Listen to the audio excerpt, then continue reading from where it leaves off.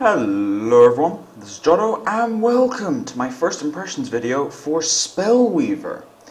Now, for those of you who don't know, Spellweaver is the latest in the long release line of all the free-to-play TCGs that have been coming out over the past 3-4 years. It feels like we're getting one every couple of months at this point. Hearthstone was included in that, by the way. That was sort of the runaway success from 2 years ago. However, most of these have a common trend, which is that they will suck. Because as it turns out, it's very easy to mess up a card game. It only requires 1 or 2 major problems, and then the card game is ruined. So, whenever I see one that has a lot of potential, I do like to jump on it and see, hey, is this good? I tried with Soulforge, but that was more of a case of I thought it would be cool if it got better, as opposed to I thought the game was very good in its state. In the case of Spellweaver, though, this game is amazing. It really is very, very good. It's currently in closed beta. Well, half closed, half open. It's weird. Basically, they finished the closed beta last wipe 2 days ago. At the moment, the game is in the 1 week for its backers thing, where for a week before open beta, the people who have backed the project and actually put in the money to help them fund for the development of the game, get a week to just play the game on their own and get a head start. Which is fine, it's not the worst, backing encouragement I've ever seen. So, the actual open beta will start next Monday, so if you want to try out the game, you can. And I'll put their website in the description so you can go over there, and if you want to contribute to try it out early, go for it. And if you want to try out the game next week, then you just have to wait till Monday and then make an account and you'll be able to play. So anyway, what sets Spellweaver apart? Now, most card games that kind of crash and burn are trying to do one particular thing, which is that they're trying to capitalize on the fact that paper TCGs, these big companies, Wizards of the Coast, Konami with Yu-Gi-Oh!, Nintendo with Pokemon, for some reason they cannot make a good online game to save their life. It's not possible. They've tried so hard, so many times, and they just can't get one that works. So, all of these smaller companies, kind of like with World of Warcraft and MMOs a couple of years ago, all these smaller companies are thinking, maybe we can cash in on this, and they try and make a card game, and they have their big, unique idea, but they don't think it through very well, and the idea kind of doesn't do enough to lift it above its problems. So what Spellweaver did was they went around every single one of these card games, took the good ideas, got rid of the bad stuff that was making it not very good, and then built the rest of the game to integrate all of these ideas together. So as a result, this game has aspects from Magic, Hearthstone, WoW TCG, some scrolls in here, just some random, even Might and Magic. There's some really random contributions from other types of card games. And I feel like because the game has been built up, it's been built from the ground up to make all of these features work, they actually do. And they've made improvements on a lot of them, which is baffling in some cases. So anyway, this is going to be a fairly long video. Not going to lie, I have a lot to cover. And this is just a first impressions video. I'm not even going to go over some of the game modes. Like, I'm not going over its arena equivalent, for example. I'm going to leave that to later. I'm not going over crafting. I'm leaving that until probably the trial video, or it's basically arena. So I'll leave it until that video, which I'll do later this week or maybe next week. So what we're going to do is we're going to go over how the basic mechanics work, then we're going to play a game, show off some of the stuff, and then go over some of the things that weren't shown in that game, or maybe play a game with a different style of deck. So, first things first, this game in terms of options is fairly basic right now because it is, well, in basically closed beta. As I'm going to turn the sound down a bit because there is a bug where it gets really loud at times. Now, to give you an idea of how active these guys are, this is the full screen mode. It was always in full screen until 2 days ago, and then they just introduced windowed. So it now works in windowed and full screen. You can't resize the window, but they're working on that as well. Again, this is still in development. This is not an early access game. This is an actual beta with lots of bugs. Lots of bugs. Anyway, so what you see behind me here is the world map. It's also the questing map.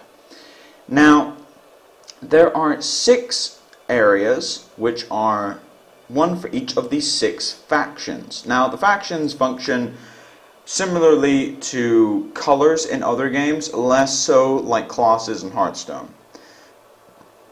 Now, what I mean by that is classes in Hearthstone are rigidly focused on you can only use cards from this particular class in your deck, and neutrals. But in most card games, you can mix and match colors and try and come up with something completely different. And how you conduct your resources is the drawback to running multiple colors. That's basically how it works. In exchange, you get extra stuff. Now, because each of the colors are based on a region, it means that they're less stereotypical in what they represent.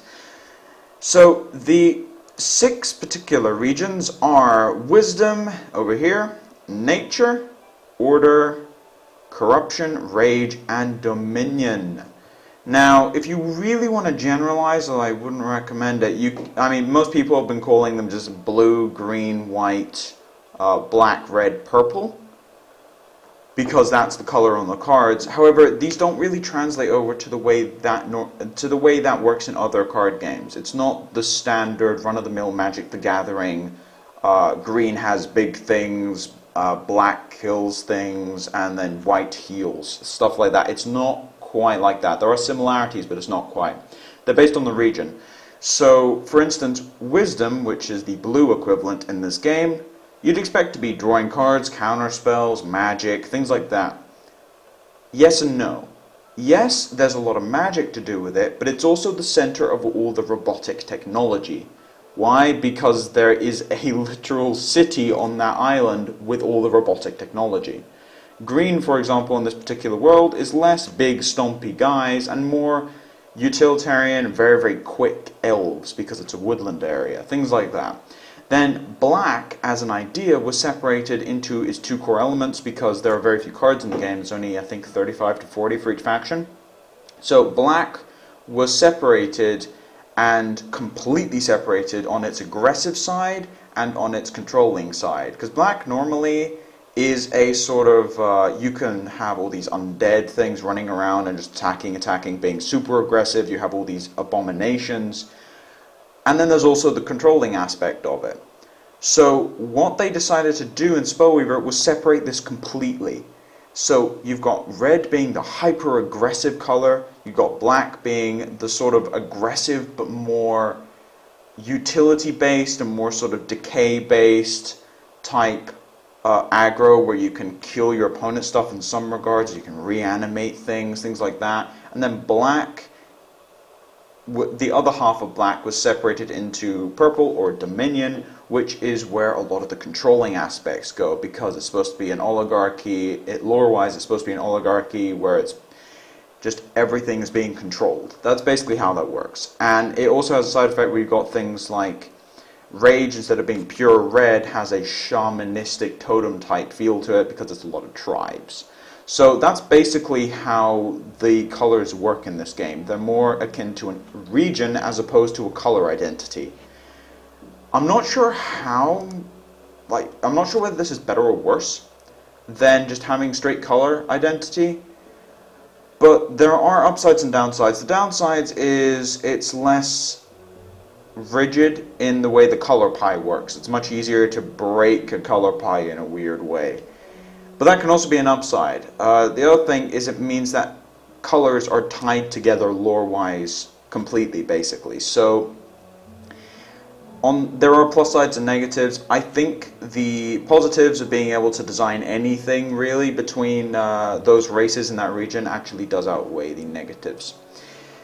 So anyway, what we're going to do next is go onto the collection screen, since this is what you're going to be looking at a reasonable amount of the time, especially when you're trying to open packs. So we've got all the cards laid out here, and you can filter through It loads fairly quickly. This game in general is almost non-existent on resource drain, by the way. And you can filter everything. You can filter by rarity. There are 4 rarities. And you can choose to show hero cards, which are actual cards that you can collect, and sort them out in whatever way you want. You can also show cards you don't have. So here it shows all the heroes which I don't personally own. Now you get half the heroes from starter decks, which you can buy with gold, and the other half come from packs. So yeah, you got two heroes for each particular faction. Then you have a favorite, so you can put cards in a favorite section if you just want to kind of show them off, or if you want to make it easy to find them. And then you've got your packs and extras here. This is where your tickets for certain events will go. This is where your packs go, and you can open them from here. I don't actually have any packs on me, but they show up here. And then you can filter between each of your factions or aspects. Onto the marketplace. Now this is your standard free-to-play shop. You kind of expect this in every free-to-play game. Now, it's got the featured stuff. Now, the features at the moment, these are the backing programs, and it's basically, it shows their actual cost and then the estimated value, since it's a deal. Basically, I mean, you're giving them backing in their beta phase. So the idea is that they give you more than you would be able to buy separately. And it's also got gold as the in-game resource and crystal as the sort of purchasing resource instead of as money. So it means you can kind of... basically, the reason games do this instead of what Hearthstone has, which is basically just buy with money. The reason games have this is because it means that the game itself can more easily, without having to do some weird middle ground, it can more easily sponsor events where you can give out, in this case, crystal codes in tournaments or as just an event that's going on, and it makes it much easier to conduct and it makes it much more tangible. Now, besides that, you got your basic shop. You can buy with gold or with crystal, and the box, which is the 12 packs, where you get 2 extra packs, but you can only buy it with crystal, so it's more efficient. But generally, the box is not necessary. I also happen to know, although I haven't seen it personally because I haven't been playing this game for very long, the account I'm on right now only has about 2 hours to 3 hours of progression on it. Now, I know you can get the box from some quests. It does show up and you can get it, so it's not a case of this being completely exclusive. And then there's the special ones where you've got tickets, which are reduced cost on some events. And then you got the good pack, the evil pack, if you want to have something less random and you just want to get something from 3 colors.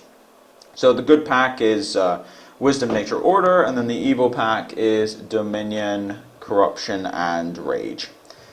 But besides that, they're normal packs. They cost more because you have more control over what you're getting. So, onto the Heroes screen. Now, this is where your decks are. Yes, that is confusing. You get used to it. There's a lot of complicated stuff in this game, but it's got your decks nicely laid out. Now, seeing your decks is very well done in this game. It's very, very easy to see how many copies of things are in each deck, and for any Spellweaver players, yes, I am aware that some of these decks are really bad, but I've only been playing for 3 hours. Well, I played a bit before the wipe, but not that much. Now, one of the problems with this game, and I'm hoping they fix this because it is early in beta. Again, you go into this kind of filter system, so you can just filter things. That's fine. What isn't fine is editing the deck list. Now, this doesn't seem too bad because you're thinking, hang on a sec, this looks a bit like Hearthstone's. Yes and no. The reason I say yes and no is because look what happens when you try and drag one off. The whole stack disappears. And then you drag it back in and the whole stack reappears. And the only way of changing copies up or down is to add it to the deck directly and then edit this number. You have to click and edit. This doesn't seem too bad, but it's incredibly clunky for absolutely no reason. Now, what I would recommend is having something like in Hearthstone where you can just drag off single copies and then have something like Control-Click drags the whole stack. I think that's better. I've seen other card games do that, and I think that's better. Just being able to remove entire stacks and then put them back. I know that it's 4 copies, so mad spam clicking 60 times would be excessive. But the point is, control click would just sort that out, or shift click or something. But besides that, the deck screen is fairly simple to read. You can hover over things if you don't know what they are, and it's pretty easy to read out. Now, the resolution is a bit bad, but that's because I'm in windowed mode, and I think it's just based on the resolution of your monitor. So yeah, the game overall though does look fairly good considering how few resources the game actually does go through. Now, this is where the favorite section comes in, by the way. You can add cards to your favorites and then find them easily, which is a very nice touch. So what we're going to do is we're going to go into a game, and what we'll do here is we'll showcase 2 different factions which are completely different from each other. So I've got 3 starter decks opened at the moment. So actually, before we go into the game, we'll show off the questing. I've got 3 starter decks. I started with Corruption, but then when I got to level 5, every 5 levels you get a free starter deck unlocked for you. So I unlocked another one, and then I spent 4,000 gold that I just got through leveling up on a 3rd one. Now, besides giving you a lot of cards, these are not completely starter decks, but the majority of these decks are completely starter. The rest of the cards from here come from a couple lucky pulls on packs and mostly quest rewards. So what we'll do is we'll set up the nature deck for when I want to go into a next thing. We'll show off the questing type zones. Now, we do actually have a quest ready here, so I can show what happens when you come out of a game and you actually get one, provided I win against the AI, which I should be able to. Anyway, so you'll notice that on some areas there's these single padlocks, on others there's a question mark, and then double padlocks over here. There's also this island at the top. That's the academy. It's where big quests that only happen once every 3 days go, and those have much bigger rewards. They're much harder to complete, but you unlock that, I think, at level 13. It's either level 13 or 12 or something. But what these are is you have to unlock the starter deck to unlock the region. Now, these cost 4,000 gold, which you can get fairly quickly. You get 1,200 for leveling up, or at least I did the last time I leveled. And you can get them fairly easily considering, as I said, I've been playing for 3 hours, and I have 3 regions unlocked already.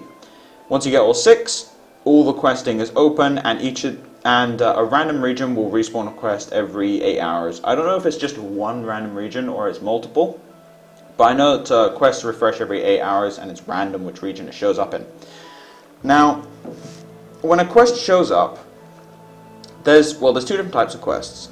The passive ones, like this one, which just kind of hang around, and then when you complete them, they give you something, or they'll give you a new quest to go for. So when I complete 4 more quick battles, I'll get some sort of reward, and then I'll get access to a new quest that will spawn because I completed it. Or you can accept quests that show up once every 8 hours, like this one, which I accepted because it's a very quick one. And when I win 1 battle, it'll give me a reward, and then maybe another quest will be waiting for me. Now, something interesting is that you can have 3 quests show up each time, and you can only pick 1. And when you pick that one, the other 2 disappear forever, basically. They're not replaced by other randomly generated ones until the cycle is up. Now, the advantage of this system, besides looking nice with all the regions, is that it makes questing into something that isn't a chore. It's not a chore. It's actually fun to earn gold and rewards, and it doesn't always give you gold. It gives you cards, sometimes packs, things like that. And they're not daily, they're every 8 hours, but you get rewarded for playing by unlocking more. That's how the game is set out, and I think it is a far superior system to the standard daily quest which Hearthstone used and Soulforged used and a lot of other games used actually. So I much prefer this particular questing system. So anyway, what we're going to do is we're going to go into a quick battle. As I said, I'll leave Trials, which is the limited format of this setup. Limited being, basically, it's the akin to Draft, and it's the akin to Arena, things like that. Trials are almost identical to Arena, actually, but they're set up in a way that works for this particular game. So what we're going to do is we're just going to... Now, there is ranked games as well, and these provide more to win, same to lose, but more to win. But we're going to play a friendly game simply because it lets you play against the AI, and I don't want to wait because there aren't that many people in the game right now for obvious reasons. We're in currently the week before. So, first things first, timer at the top. The interface shows their hero, their deck, there's the report section, the menu up here. And the hero powers next to the heroes, which we'll go over when I can. So, first things first, it looks a bit like a magic setup. In practice it's not really, but we'll get there when we do. Now, first things first, you can choose to draw again, which means you'll get 7 new cards. And let me just turn that down a little bit. But you'll get 7 new cards from Mulligan, and you can only mulligan once. Now, the ability to only mulligan once sounds incredibly RNG based when there are resource cards, but we'll see why it isn't in a little bit. So we're going to keep this because there's a 1-drop, as we'll explain the card stats when I actually get into playing one. So, first things first, you start with 1 mana. The reason for this is so that you can play 1-drops. So, these are shrines. They're basically lands, and you have an option. Well, not on the first turn. You have to sacrifice for a level on the first turn to dictate what colors you can play. Then if we look at this Elf Scout, it requires... it requires 1 mana as that purple thing. Actually, we'll just play it and then mouse over it. So it requires 1 mana to play, and you need to have a hero level of 1 green in this case, which you can see over here. That's what I sacrificed earlier. The rest of his stats, besides effect or flavor text in this case, rarity, things like that, and then there's creature type, the person who drew the card, which I might add is an amazing touch. I think there's only 1 artist at the moment who's done a very good job on some of these. But it shows the artist, creature type, and, well, card type. Now, these is the health, the attack, and the speed. Now, when we get into blocking, I'll explain what speed is. So, we can't do anything else, so we'll just end the turn. Now, that is a Zombie Legionnaire. As you notice, he has a very different speed bar here. He has 1 speed, whereas this is 4 speed. So, let's see what we've got here. We have enough green to actually play something, so we'll increase our mana, and this is part of the mechanic that prevents mana screwing. And they wanted to keep lands because of the increased complexity it allows you in deck building and also in utility lands. Now, utility lands in this game, instead of having 1+ mana and then drawing a card to increase consistency, what they do is that they give you 1+ mana and a new hero power in addition to your current one. My current one is I can pay 1 mana and give everything I've played this turn or will play this turn haste, or swift in this game, or charge. Has a 3-turn cooldown though. So we'll play this Elf Warrior.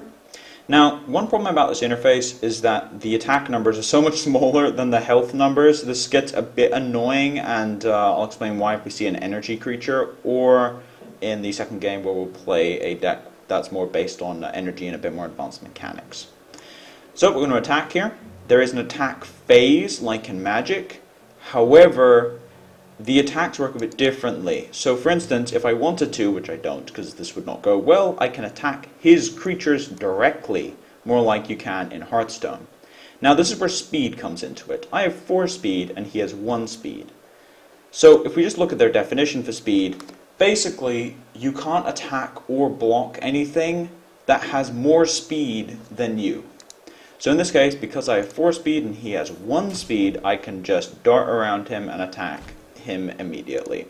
And there's nothing this little Zombie Legionnaire can do.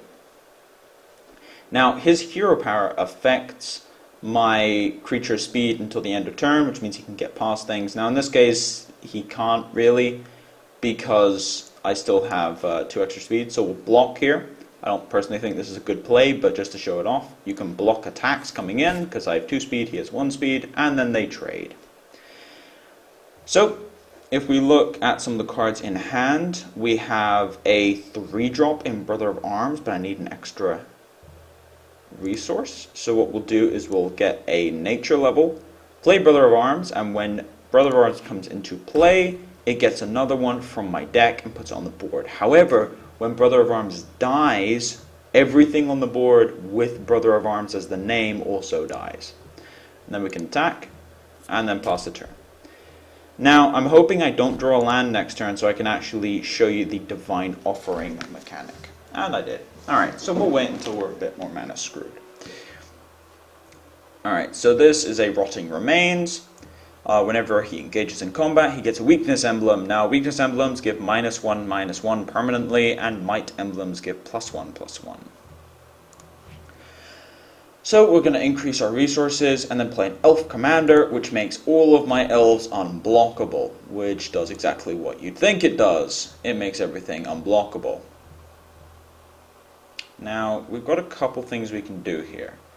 I think we just attack with everything, because he has 2 speed on his guy, which means he can attack back one of these.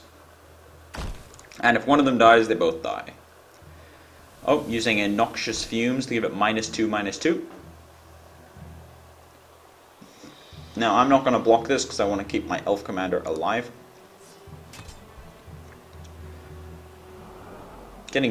Alright.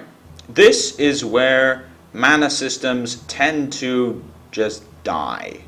Is this whole system where you get mana screwed and then you can't do anything. So, there is a nifty Divine Offering button where you can sacrifice a card in your hand to have a chance at a land in the top 4. You look at the top 4, and then if there is one, you can pick it. Now, this doesn't sound that impressive, apart from the fact that it basically removes all RNG in the game to do with lands. And no, I'm not joking, it actually does in practice. It's an insanely well-designed mechanic. Very, very intelligently done, and whoever did it should receive a medal, because they've managed to make a mana system with resource cards, which means they can keep the complexity and the depth given to deck building with resource cards and how many are in your deck, without including mana screws, which is an amazing thing. Alright, so I have to discard a card here. I'm going to discard my Elf Scout, because I want to keep my land. And he plays another one, so never mind, we're not keeping the land.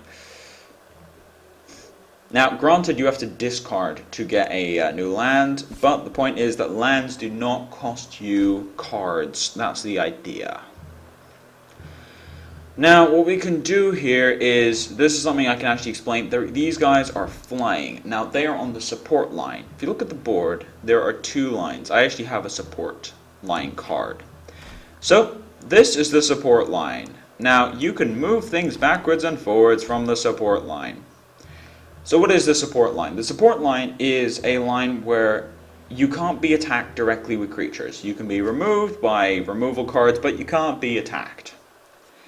This is a very, very good thing to have on cards with abilities. And again, this allows you to have a system like in Magic where we just attack here. Actually, we use my hero power to give my 2/1 haste. I just attack with it immediately.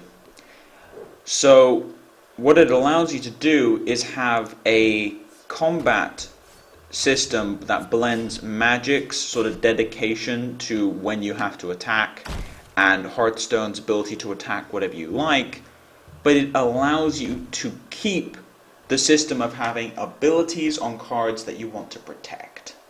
And it's the blend of both that actually is what is so good about it. Now, we're just going to bounce something here, use a Tornado Outbreak, send something back to his hand. Now, if you notice, I was allowed to respond on his turn there. You can only play cards on your opponent's turn, at the end of his turn, and in combat phases. Now, this allows you, again, as I said, this game is very good at improving on other people's ideas. I'm aware I have lethal, I'm just playing a bit longer. This game is very, very good at taking other people's ideas and improving them. Now, in this case, you can only respond in combat or at the end of your opponent's turn. The reason for this is because responding at any time in your opponent's turn breaks thought processes, and it makes the game a lot more tedious to go through every single step, especially online. In person, it's less tedious. And the reason for this is because your opponent can just every 2 or 3 seconds would just say, okay, yep. But online you can't do that, which means you have to sit there clicking through everything. So as a result, you can only respond when it would matter the most, which is in combat, and also at the end of his turn if you want to do something with the mana you have left over from your turn. So, yeah, because I won that, we are going to get this handy dandy reward. It's only 150 gold, but get a nice little reward screen comes up. And there is a new quest. Reach 4 wins in Spellweaver trials, which I can't do at the moment. Yeah, you need to be level 6, but this is a little buggy right now.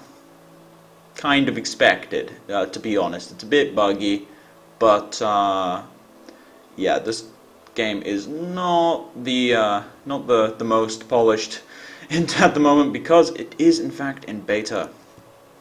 So what we're going to do here is we're going to swap over to another deck that plays completely differently. And by the way, if you think this deck is terrible, then you're probably right. It's just based on what I started with. So we're going to play one more quick battle with a completely different type of deck, which will allow me to showcase energy. So, okay, this hand is acceptable. I have a 2-drop. This looks like a 1-drop, however, keep in mind there is those 2 resource costs. If you want to know when you can play something at the earliest, it's the mana cost plus its resources -1. The reason it's -1 is because you start with 1.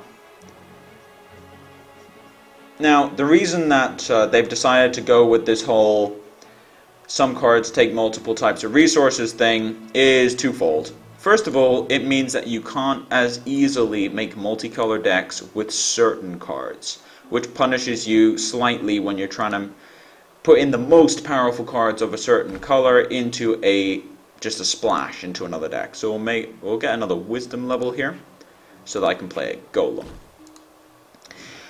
Now, the other thing it allows you to do is create cards like the Golem, which would be too good as a 1-drop, 2 speed, it can block a lot of things, and it's a 2/2 for 1 mana. It allows you to create things that you can only play this on turn 2 or later. However, you can play it for 1 mana once you have the Wisdom, which means you can combo it with other things. So, what we're going to do here is interesting. Now, this is what I meant. So, it was a 2-drop, but now I only have 2 mana, but I can still play 2 of them at once because they cost 1 mana each. The idea of this is that they want to focus more on you getting the basically wisdom levels or whatever resource levels you have are supposed to matter a lot resource-wise early game because they don't draw you a card, they don't give you the ability on the land if it's a utility one. I haven't seen a utility land yet, but yeah. Basically, that's the idea. These levels are supposed to matter more to make it harder to create 3-color decks or something like that. But the point is, you can still do it. Now, this guy, this Angel Blessed Knight, who is somehow a human knight priest, he gives permanent, well not permanent, he gives +1 to order level when he's on the board. So we're going to attack him with 2 guys. Now, whoever is attacking or blocking gets to decide the damage. Now what I did was I blocked with this guy first, so you'll notice that this guy will die and then this guy won't, and he'll kill him. Because all the damage is, he has 2 damage on his side, I have 4 HP, so it only kills what I blocked with first. And then we played this Library Guards, which is a lovely blocker because it has 3 speed, and is a 4-drop, not a 3-drop. That gets a bit confusing, but it's kind of like when you're reading magic cards for the first time. It's kind of hard, but it's not too bad. So we'll sacrifice land there. We can play a Lightning Elemental. Or we can tie up something. I think what we'll do here is we'll play an Ancient Wisdom, draw a couple cards. That'll be nice. And then we'll play Force Mage Protector, and we'll use this Force Mage Protector to put a shield on something. This is the first card with energy we've seen. Now, energy is another stat down here. Energy is used for abilities, and when I mentioned earlier that the attack number is too small, this is what I meant. This is a minor complaint, but it's a thing. Basically, the energy number is too large. this should be laid out slightly differently. They should have the attack where the health is, make it bigger, have the speed above it, and then have the health over here, like in Hearthstone, and have the energy above it. It just makes it easier to read as opposed to 3 stats on one side, 1 on the other, so they have to make this smaller and it's harder to read. So what we did was we used his ability with his 2 starting energy that he starts with. Now you can add energy to things in Wisdom, which is one of their assets is energy manipulation. And I took off 2 energy to put a shield on this guy.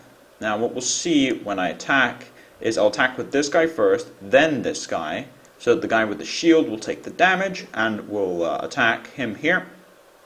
As you notice, he has a little icon that appears. When he's defending, he has ranged. Ranged means he deals his damage first, so if he had 3 attack, he wouldn't die. But yeah, that shield absorbs that hit from the Angel Blessed Knight, and as a result, I keep my guy.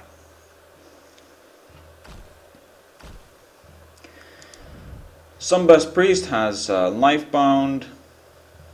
It's a bound or bond. It's Lifebound, which is basically Mistress of Pain's ability, where whenever you attack, you get to gain that much in health. So what we can do here is play a Spectral Ortite.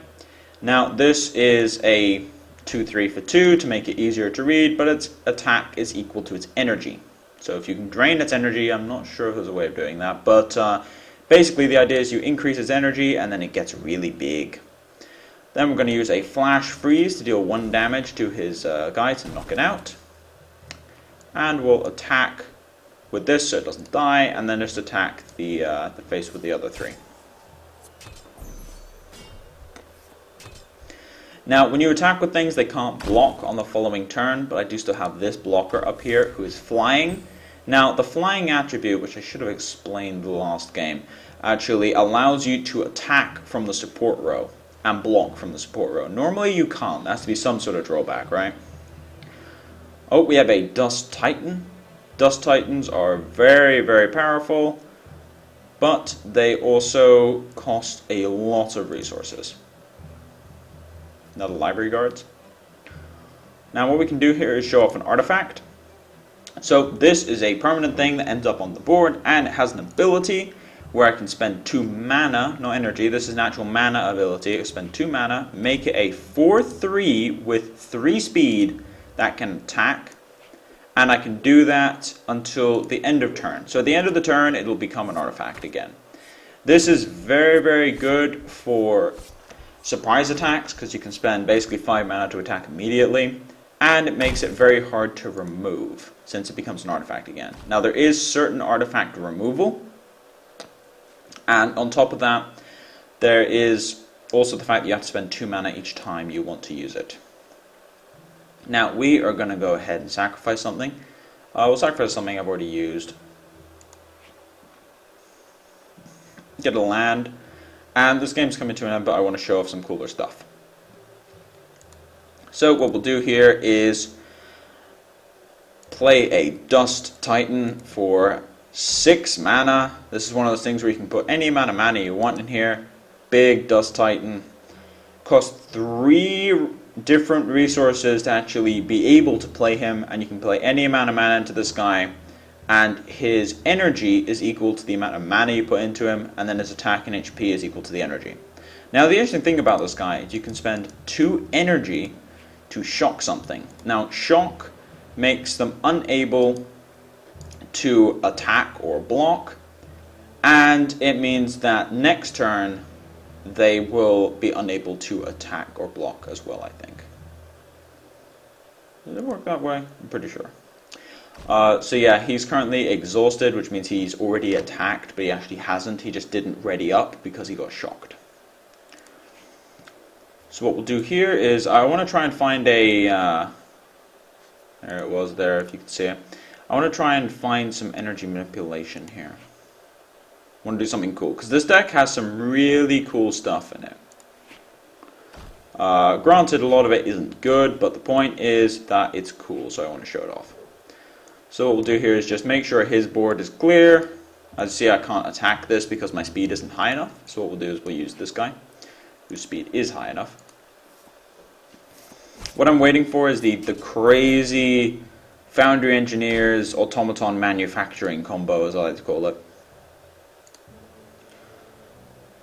Yeah, the AI has a habit of just giving up at some points, which is a bit strange, but as I said, beta is beta.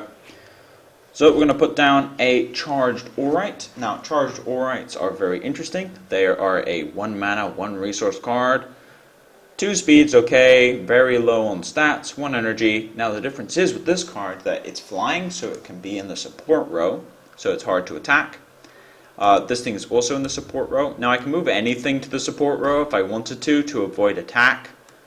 This is something that's used sometimes when you want to stockpile stuff on the board and you want to use your life as a resource. Now you can't just move these forward and attack immediately. I can't attack because it started the turn in the support row. However, if it starts the turn in this row, then you can just move them backwards and forwards and figure out where you want them and they can attack. So anyway, the charged aurite gains energy at the start of each turn, and then when I play a creature, I can transfer all of this energy onto something else that I have stockpiled. Let's keep drawing cards here. I want to find something. I know that this has energy. I'm just trying to find something to make it go a bit nuts. Still nothing. This is annoying. Come on. Foundry Engineers. So I can transfer the energy over there, and it goes onto this. Now what Foundry Engineers do is they produce golems. Now Foundry Engineers gain energy at the beginning of every turn as well. And for 2 energy, you can make a golem. Now these golems are summoned, which means if they die, they don't go into your graveyard or anything. You can mouse through your graveyard if you want. That's where the resources go. This stops lands from clogging up your board, because they just go into the graveyard and they come down here. Still looking for this force wielder. Come on. Actually, it's fine if I have this much mana, as the AI finally does something. I'm just not drawing these. Now, this is what I refer to as the ship. It is a airship explorer, and instead of attacking each turn, you can draw a card and then discard. Oh, Guardian of the Faithful. Now, this thing is very strong. Basically, what it is, it's an angel. It has good stats, flying, so it's hard to kill, good speed, and you can sacrifice it to destroy up to 3 enemy attacking creatures. As I'm still trying to find a force wielder. Anyway, so what we'll do, just to see if he shows this off a little bit, is I'll attack with 3 separate creatures, and then he'll be able to sacrifice this, or he just decides not to. Alright, fine with this. It'd be nice if you actually decided to show off some of the abilities. Come on, computer. I appear to have too much stuff in my hand. Oh, missed the library there. Another one. Wonderful. Still not getting these things. Another Dust Titan. I can make a Dust Titan nuts. No, I'm not going to transfer it. Now, Dust Titans get kind of hilarious once you get to a certain stage. By the way, your hand never gets to this size normally, so don't worry about it. 3 Guardians? Okay, that can actually start killing things. I guess protect one of them. Do I have anything else in hand I can really do? Not really.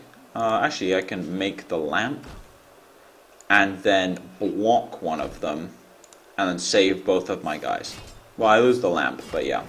That's one of the things you can do with the lamp, is activate it on either person's turn. I only have 13 cards left in my deck. How is this even possible? Ancient Wisdom. I have less than 13 cards in my deck. Spectral Aurite. Should I just go crazy with something? There's actually, it does get nuts, by the way, once you get to a certain point. You never get to this stage normally in a game. Okay, the RNG is not with me today. Protector of the Innocent. Now, this has an ability called Vigilant, which means it has extra speed on your opponent's turn. Now, that's relevant because it means that you can block very well, you can't attack very well.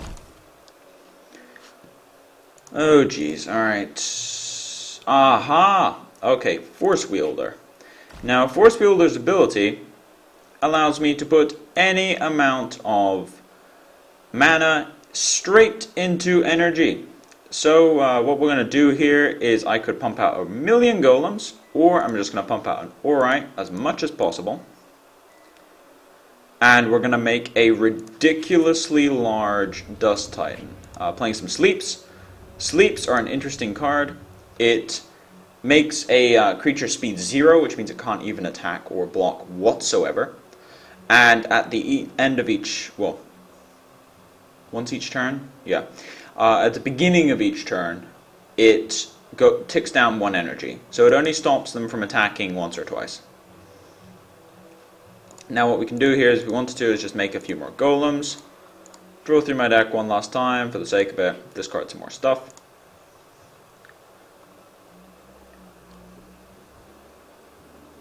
Okay, time to make the straight up largest Dust Titan imaginable. So what we're going to do here is spend 10 mana as the maximum, by the way. You can't go above 10 on these plus cards. And we're going to transfer all of this energy onto this Dust Titan. Then we can make it even bigger and use its ability to just smash through this board. Shock that, shock that. Can even shock my own stuff if I wanted to. And then I can attack the face for 35 next turn.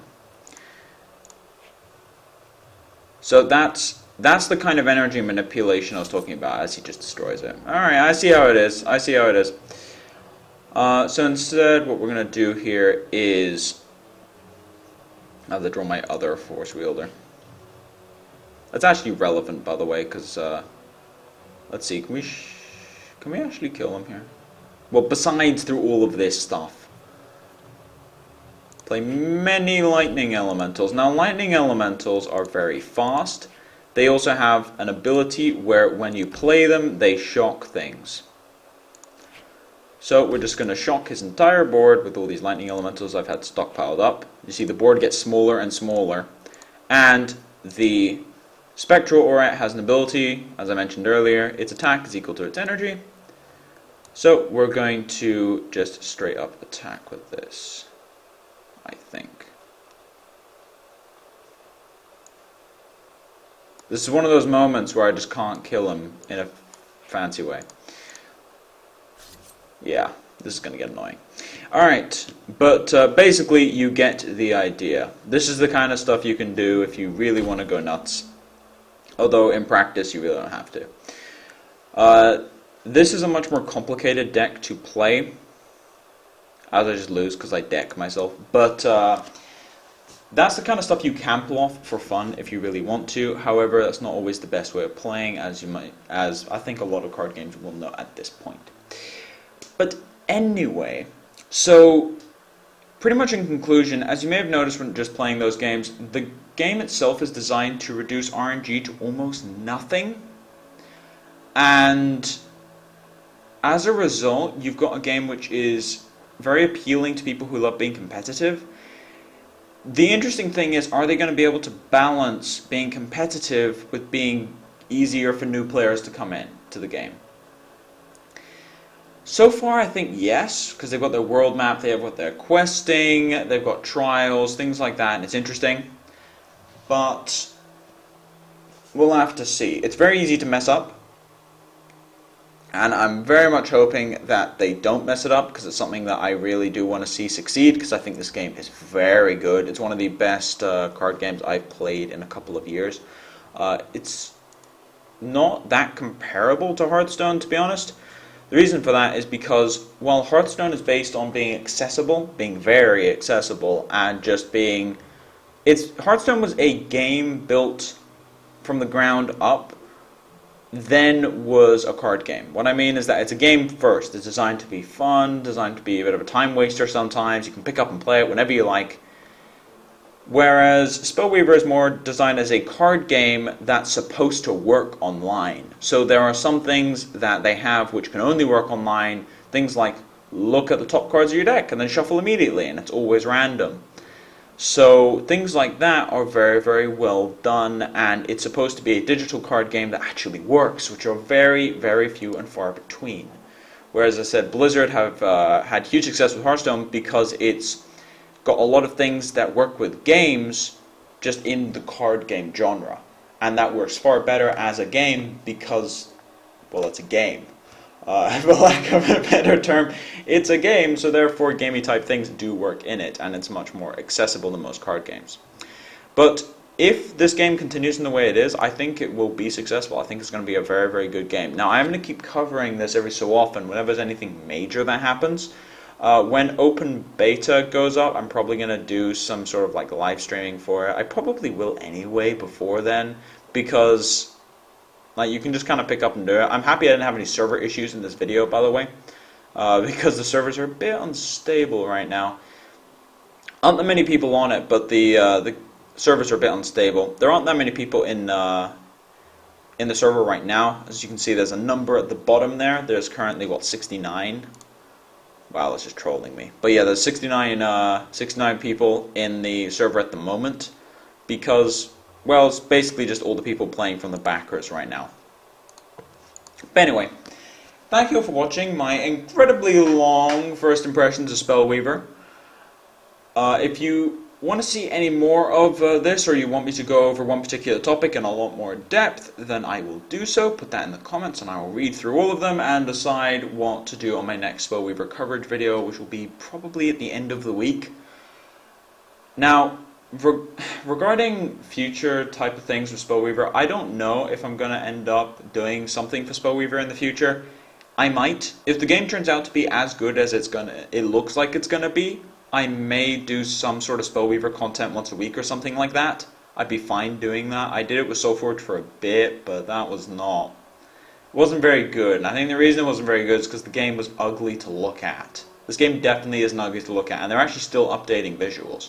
So I'm pretty happy with how it looks aesthetically and how it just plays. It's a much easier game to watch than SoulForge was, and I think that's the big difference. Card games have started realizing, because of Hearthstone, you need to have a card game that you can watch more easily. Because Hearthstone does one thing very, very, very well. It's a very good spectator sport. You can watch the game. You kind of need to understand what's going on, but the point is if you play the game, you can watch the game and it's fun. And they're trying to figure something out there, and something like that is missing from most card games. So it's starting to look good. If it keeps going this way, I probably will do more Spellweaver content in the future. But anyway, thank you for watching. If you like the content, please subscribe. If you have any feedback, want to ask anything, put it in the comment section below. But as for now, this has been Jotto, signing off.